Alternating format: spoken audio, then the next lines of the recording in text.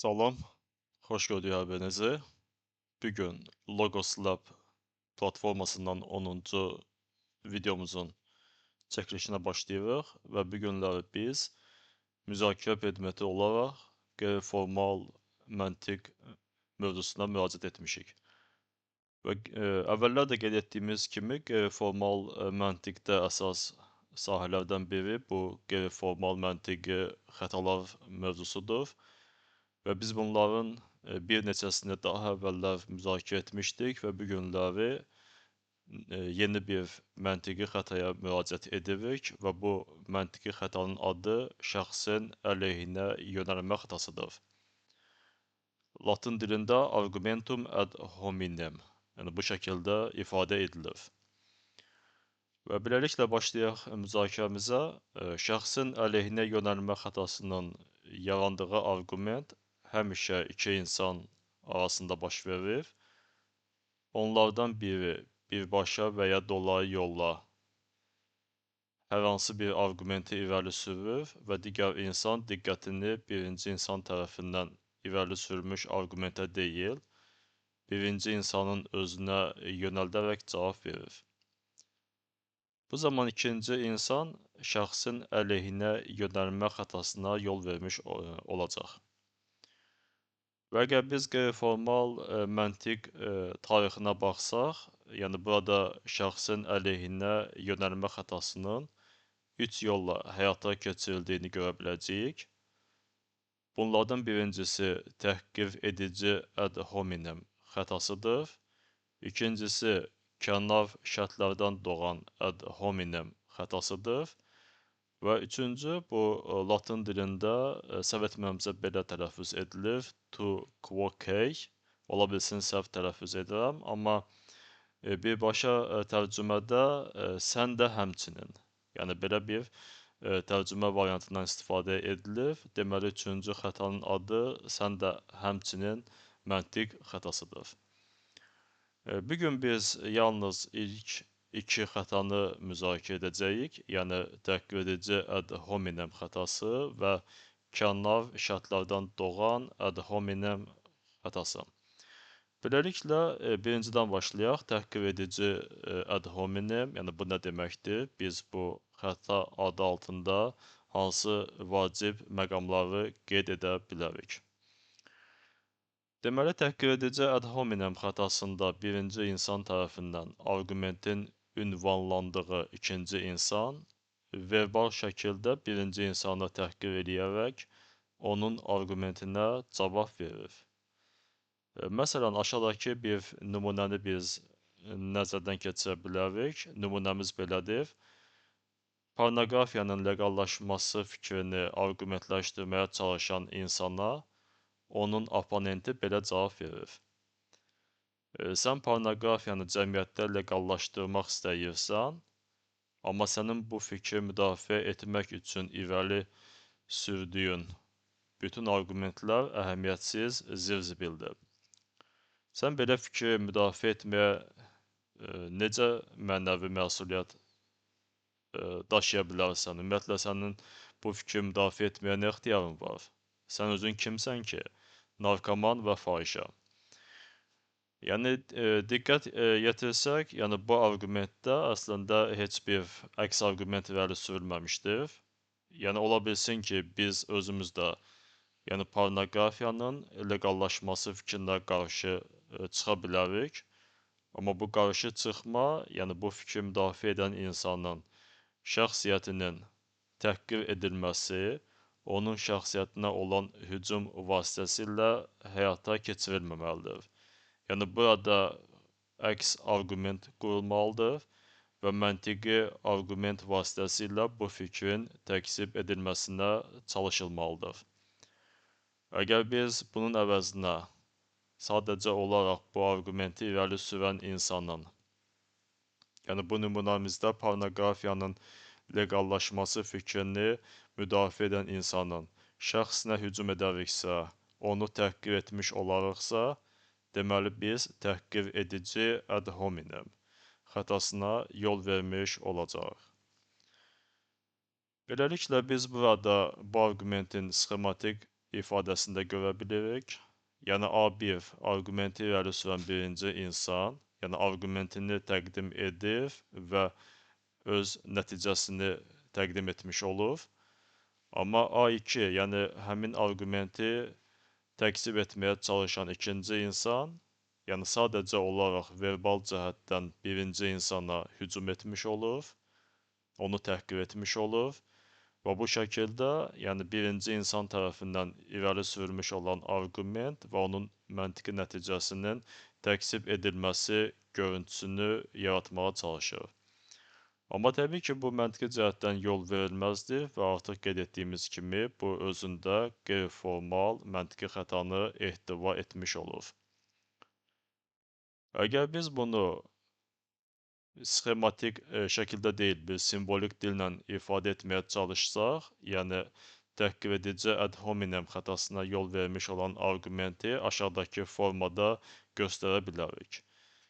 Deməli, arqumenti irəli sürən birinci insan özünün x arqumentini və ya mövqeyini irəli sürür və A2, yəni bu arqumenti təksib etməyə çalışan insan x arqumentini və ya mövqeyini x-ə qarşı əks arqument irəli sürməklə deyil, yəni A1-in şəxsinə verbal cəhətdən hücum etməklə, onu təhqir etməklə təksib etməyə çalışır.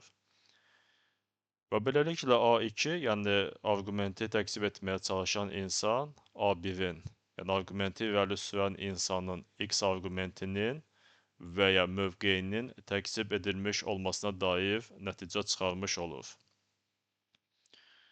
Təhqir edici ad hominem xətasında bəzən birbaşa olaraq təhqir edici sözlərdən istifadə edilməz.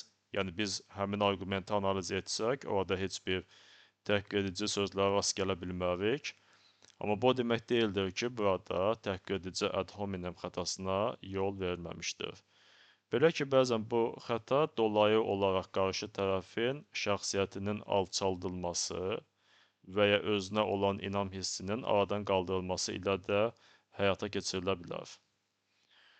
Məsələn, biz ikinci nümunəmizə baxa bilərik. Yəni, nümunəmiz belə səslənir.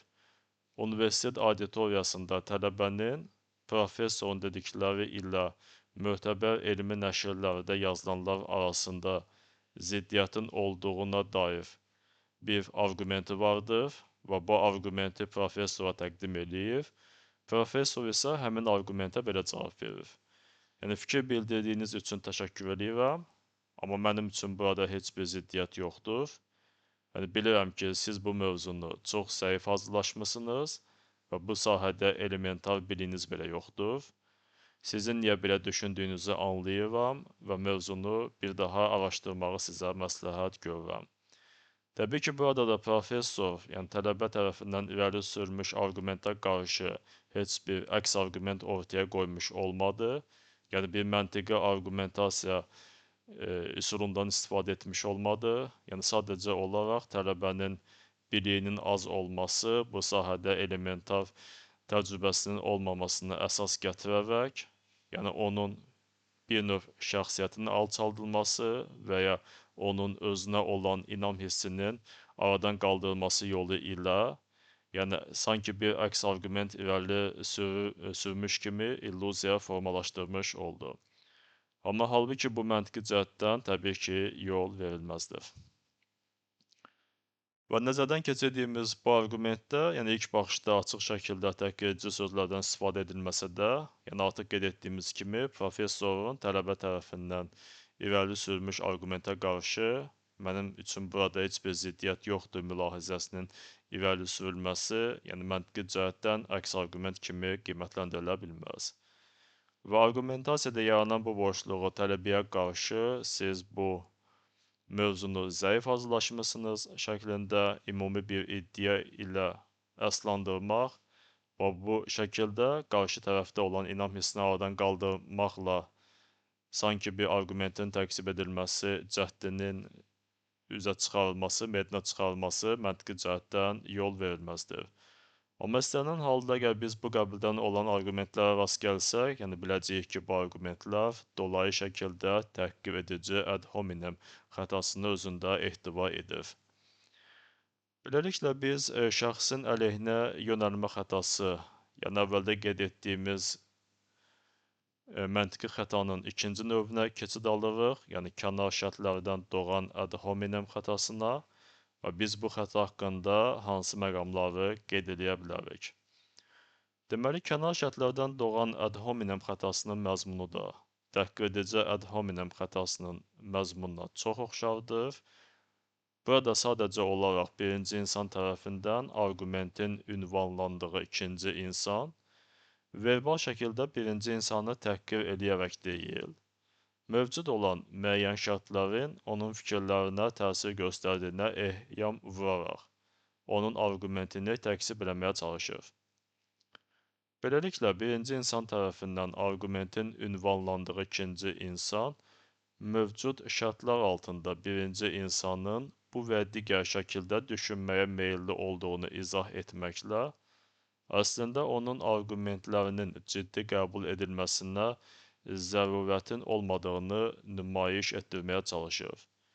Bir növ arqumentin əhəmiyyətini aşağı salmış olur. Beləliklə, aşağıdakı biz nümunəni nəzərdən keçirə bilərik. Bu bizim üçüncü nümunəmizdir. Tibetin Çinin tərkibinə daxil edilməsinin tarixi və hüquqi cəhətdən yolverilməz olması fikrini müdafiə edən Dalay Lamanın arqumentlərinə oponenti belə cavab verir. Dalay Lama, səhv etmirəmsə, Tibet icmasının mənəvi lideri hesab edilir və belə bir arqument irəli sürə bilər ki, Tibet heç bir halda Çinin tərkibində ola bilməz, yəni bu tarixi və hüquqi cəhətdən yol verilməzdir. Və bu arqumentə qarşı da oponent belə cavab verir. Dalay Lama sadəcə olaraq Tibetin rəhbəri olaraq ora qayıda bilmək üçün Çinin oranı tərk etməsini istəyir. Təbii ki, o bu fikri sübut eləmək istəyəcək və bu səbəbdən biz onun arqumentlərini rədd edirik. Təbii ki, əgər Tibetin Çinin tərkibində olması tarixi və hüquqi cəhətdən yol verilməzdir, fikir yanlışdırsa, yəni bu fikrin təkzib edilməsi üçün məntiqi müstəvidə fərqli bir arqumentasiya qurmaq lazımdır, fərqli bir sübutlar irəli sürmək lazımdır. Yəni sadəcə olaraq Dalay Lamanın Tibetin rəhbəri olmaq istəyi üzərindən bu arqumentin təkzib edilməsi avtomatik olaraq kənar şərtlərdən doğan ad hominem xətasının meydana çıxmasını şərtləndirmiş olur. Belə ki, nəzərdən keçirdiyimiz bu arqumentdə oponent Dalay Lama tərəfindən irəli sürülən arqumentlərdən diqqəti yayındırır və mövcud olanın müəyyən şərait, məsələn, Dalay Lamanın Tibetin rəhbəri olaraq ora qayıtmaq istəyi səbəbindən onun fikirlərinə təsir göstərdiyinə diqqət çəkərək bu arqumenti təkzib etməyə çalışır. Amma mövcud şəraitin Dalay Lamanın fikirlərinə təsiri ilə onun qurduğu arqumentdən çıxarılan nəticənin təkzib edilməsi arasında məntiqi cəhətdən heç bir uyğunluq mövcud deyildir. Beləliklə, biz simvolik şəkildə kənar şərtlərdən doğan ad hominem xətasına yol vermiş olan arqumenti belə ifadə edə bilərik. Yəni, bu arqument aşağıdakı formaya malik olur. A1, yəni arqumenti irəli sürən hər hansı bir insan özünün x arqumentini və ya mövqeyini irəli sürür. A2, yəni bu arqumenti təkzib etməyə çalışan ikinci insan, yəni x arqumentini və ya mövqeyini x-ə qarşı əks arqument irəli sürməklə deyil, x arqumenti və ya mövqeyi ilə məntiqi cəhətdən uyğun olmayan y şəraitinin x arqumentinin və ya mövqeyinin formalaşmasına təsir göstərməsi səbəbindən A1 tərəfindən bu arqumentin və ya mövqeyin əsaslandırılma istəyinin təbii olmasını izah etməklə təkzib etməyə çalışır. Və beləliklə A2 x arqumentinin və mövqeyinin doğruluğunu şübhə altına qoymaq üçün bu arqumentin və mövqeyinin formalaşmasına təsir göstərən y şəraitini nəzərdən keçirilməli olduğunu əsaslandırmağa çalışır, halbuki bu məntiqi cəhətdən yol verilməzdir və nəticə etibarilə A2, yəni təkzib etməyə çalışan, arqumenti təkzib etməyə çalışan insan A1-in X arqumentinin və mövqeyinin təkzib edilmiş olmasına dair nəticə çıxarır. Və qeyd etdiyimiz kimi bu məntiqi cəhətdən yol verilməzdir. Və biz bu qəbildən olan arqumentlərə tez-tez rast gələ bilərik. Bu yalnız təbii ki, siyasi və tarixi kontekstlərdə deyil, praktik şəkildə, yəni istənilən bir kontekstdə, hətta gündəlik ailə məişət kontekstində belə müşahidə edilə bilər. Məsələn, məhkəmə proseslərində bunu biz belə müşahidə edə bilərik. Yəni, bu proseslərə belə aydınlıq gətirə bilərik. Deməli, bizim növbəti nümunəmiz rəsmən boşandıqdan sonra uşağın himayəsinin ona verilməsi ilə bağlı məhkəmə qarşısında iddia qaldırmış atanın arqumentlərinə ananın vəkili belə cavab verir. Əlbəttə ki, ata uşağın himayəsinin ona verilməsini sübut eləmək istəyəcək, çünki bu şəkildə uşağa verməli olduğu alimentdən yayınmaq istəyir. Yəni, halbuki bu da məntiqi cəhətdən yol verilməzdir. Yəni, belə bir əks arqumentin qurulması məntiq müstəvisində məntiqin qanunlarına və prinsiplərinə ziddir. Əgər uşağın himayəsinin ataya verilməsi mümkün deyilsə, yəni bunun hər hansı bir şəkildə məntiqi cəhətdən əsaslandırılması lazımdır. Ola bilsin, burada iqtisadi şərtlər əlverişli deyildir, psixoloji cəhətdən bu yol verilməzdir və s. və ilaxır.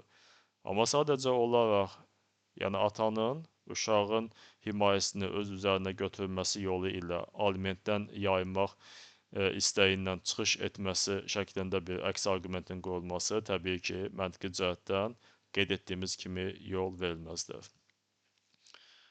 Beləliklə, bugündən müzakirə etmək istədiklərim bu qədər və növbəti müzakirələrimizin birində biz, yəni şəxsin əleyhinə yönəlmə adlı qeyri-formal məntiqin 3-cü növünü izah edəcəyik və bu məntiqi xətanın tərkibində olan bəzi istisnaları da xüsusi olaraq vacib qeydlər şəklində vurğulamağı düşünürük. Diqqətinizə görə minnətdaram. Suallarınız olarsa ünvanlaya bilərsiniz. Hələlik.